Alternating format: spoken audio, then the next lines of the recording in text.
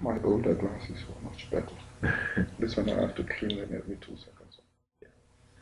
So you are Professor. Ismail Rashid, I teach in the history department here at Vassar College. Okay.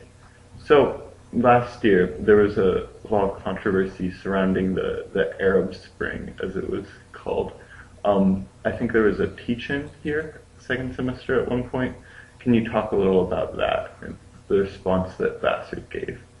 Immediately after the uprisings in first Tunisia and then in Egypt, a group of students as well as faculty decided that this was a very good moment to discuss with the Vassar community the events that were rapidly unfolding in the Middle East. Those events, as you're aware, led to the overthrow of two presidents, Ben Ali of Tunisia and Mubarak of Egypt. All right.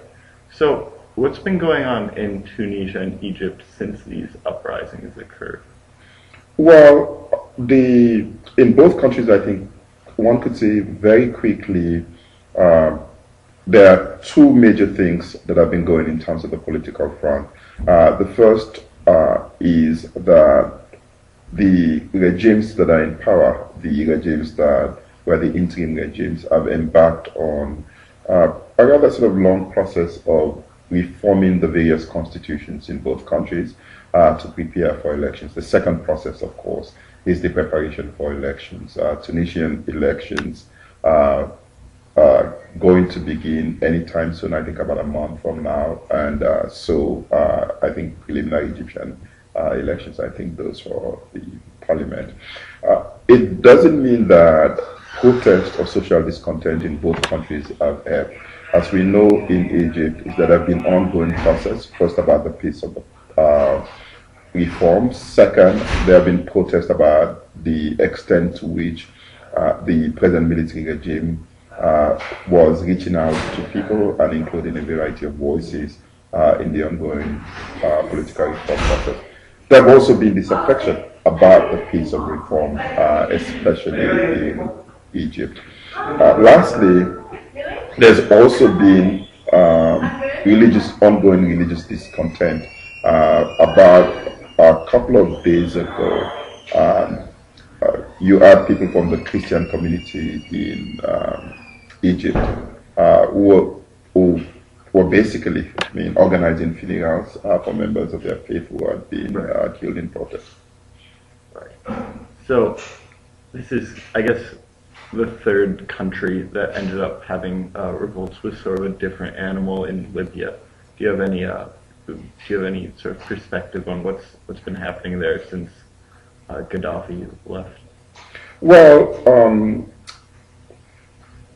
what has been happening first is the National Transitional Council has been struggling to consolidate its hold on power in Libya and to gain worldwide recognition as the legitimate government of Libya. And it's made considerable progress in getting a number of countries, and most importantly, the organization of the African Union has now recognized it as the legitimate government of Libya. It is also still engaged in fighting what one could call sort of the remnants of the Gaddafi regime, particularly in two major cities, the most important of which is Sirte.